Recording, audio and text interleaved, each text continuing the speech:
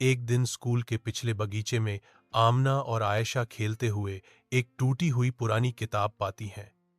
जैसे ही आमना ने किताब खोली, एक सफेद कबूतर आसमान से उतरा और उनके सामने आकर बोलने लगा, सिर्फ चुने हुए दिलवर, तुम मेरी भाषा सुन सकते हो और तुम दोनों चुनी गई हो। आयशा ने आश्चर्य से पूछा, यह कबूतर बात कर रहा है या मैं सपना देख रही हूं?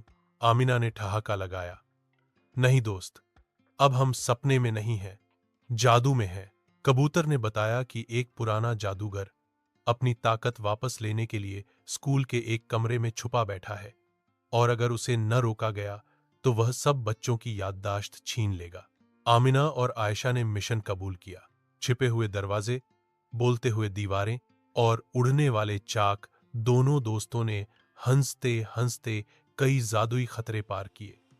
आयशा की हाजिर जवाबी और आमना की बुद्धिमत्ता ने जादूगर को आखिरकार चकरा कर रख दिया। जब जादूगर ने अपनी शक्ति से बचने के लिए चाक को सांप में बदला तो आमिना ने जोर से कहा, यह स्कूल है या सर्कस? और सब हंसने लगे, यहां तक कि जादूगर भी। आखिर में कबूतर ने खुश होकर उन्हें जादुई रक्षक का खिताब दे दिया। या